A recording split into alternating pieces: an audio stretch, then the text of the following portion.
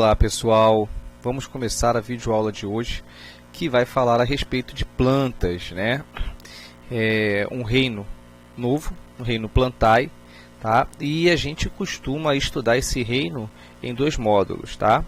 A gente primeiro estuda o módulo que a gente fala que é o reino, né, das criptógamas, que são compreendidas pelas briófitas e pelas pteridófitas, e depois a gente vai ver também o reino, podemos dizer assim, das fanerógamas, onde a gente vai ver as gimnospermas e as angiospermas.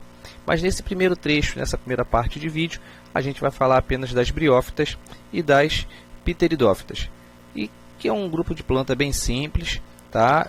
Com características bem peculiares, tá? E é importante prestar atenção nessas características, porque elas serão determinantes até para que possa ser feita a identificação de cada grupo de plantas, tá? Quando a gente aprender todo esse grande grupo de plantas, tá? Compreendido pelas criptógamas e pelas fanerógamas. Vamos começar. Reino Plantae. Então eu trouxe essa imagem aqui que de forma resumida traz praticamente todas as informações necessárias para cada um desses grupos, tá? Então aqui está, logo no início, criptógamas, né? Sistema reprodutor com gametas pouco visível. Então seria isso, tá? A classificação desses dois grupos de vegetais em criptógamas é por isso, porque o seu sistema reprodutor ele é pouquíssimo visível, tá? São feitos por, a gente vai ver, né, por grãos de pólen, né, estruturas bem pequenas, tá bom? Então a gente começa com as briófitas, né? As briófitas são os primeiros vegetais a surgirem no planeta, tá? E por conta dessa condição de ser o primeiro, a gente vai ver características neles que são bem próximas de algumas pessoas dizerem que nem existem, tá? Como é o caso das raízes, né? A gente costuma dizer que as briófitas elas não possuem raízes, elas possuem rizoides, tá? E por que recebe esse nome? Porque são estruturas parecidas com as raízes, tá? Elas têm a função ali, né, de fixar esse pequeno vegetal que tem em torno de 1 centímetro a 3 centímetros no máximo, ou seja, bem pequeno, tá? E absorver dele também alguns nutrientes. Por quê? Porque o solo, tão logo, né, surgiu as briófitas, era um solo fraquíssimo em nutrientes, né? Ele não era aquele solo com bastante humus, com bastante, vamos dizer, sais minerais, para que ela tivesse, né, raízes mais profundas e fosse buscar, tá, essa nutrição em solos mais profundos. Era um solo que estava se iniciando, um solo muito novo. Então não havia essa necessidade de raízes mais profundas. Por serem plantas também pequenas, tá, elas não possuíam caules, logo não possuem vasos condutores, né? Por ter tamanho pequeno, a gente pode dizer que os nutrientes absorvidos pelas raízes rapidamente eram passados para as folhas, que não recebem esse nome, recebem o nome de filóides, tá? Então a gente percebe que nas briófitas elas possuem adaptações. A raiz é chamada de rizoide, o caule de cauloide e as folhas de filóides. Por que elas recebem designações, nomenclaturas bem específicas? Porque elas possuem funções bem parecidas, bem específicas, tá? Por serem pequenas, basicamente. Então a gente traz aqui, ó, plantas avasculares, ou seja, sem vasos condutores de seiva. Não possuem raízes, caules e folhas verdadeiras, tá? Daí, né, essa nomenclatura para elas: rizoide, cauloide e filóide.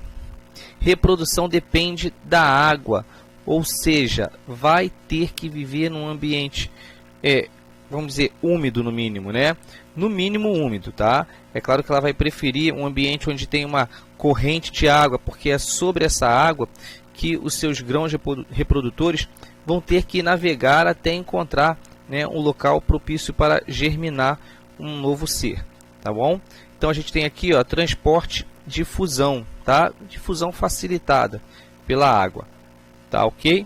E o representante é o musgo, aqueles tapetinhos, né? A gente tem ideias de serem tapetinhos que geralmente estão agarrados em troncos de árvore, como essa imagem, ou até mesmo, né, em pedaços acimentados, aquele pequeno tapete, aqueles ali são os musgos, os representantes das briófitas, tá? Aí aqui a gente passa para as pteridófitas. As pteridófitas têm uma certa evolução com relação às suas primas briófitas, né? Elas são plantas vasculares, ou seja, as pteridófitas possuem sim vasos condutores.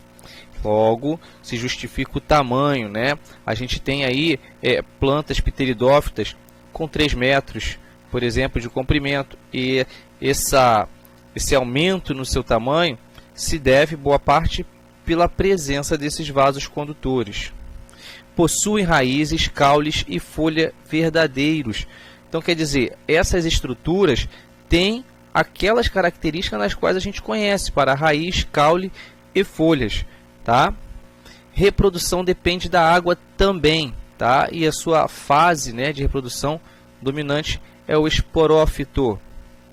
Bom, e aqui a gente encontra, né, o verdadeiro representante das pteridófitas, as samambaias, tá? E como as samambaias, as avencas. Aí aqui tem essa estrutura, né? Esse desenho que mostra muito bem como é o processo de reprodução, tá? Então a gente percebe aqui nessa folha de samambaia, tá, esses esporos, que são pequenos, né, ilhóis, ficam parecendo como se fossem olhos, tá, e eles liberam seus grãos, tá, seus esporos.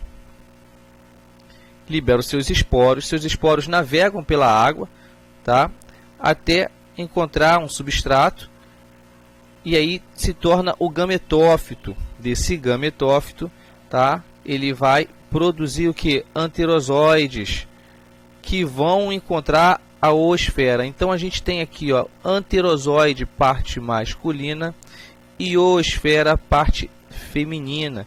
Reparem, os anterozoides nadam até a oosfera. Então ele participa de 2 fases a sua reprodução. Primeira fase, gametófito, e desse gametófito ele produz a parte masculina, que é o anterozoide, e a parte feminina, que é a oosfera, aonde vai haver a fecundação e assim a germinação de um esporófito jovem. A gente pode dizer que é uma planta hermafrodita, né? Sim, podemos dizer. Bom, basicamente é isso aqui, tá? O reino das criptógamas, né? Os primeiros vegetais a ocuparem o nosso planeta. Ocuparam até inclusive antes mesmo, né, dos grandes répteis, os dinossauros, tá? Na sequência, a gente vai dar uma conhecida no outro, né, na outra classe, que são as fanerógamas, que são bem mais evoluídas e são aqueles vegetais que a gente costuma ter mais familiaridade, porque estão mais ao redor, tá, no nosso dia a dia, nos ambientes onde nós vivemos, tá bom?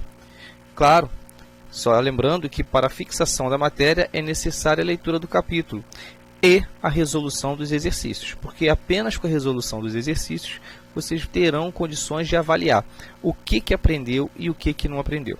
Tá bom? Forte abraço, até a nossa correção das atividades. Tchau, tchau.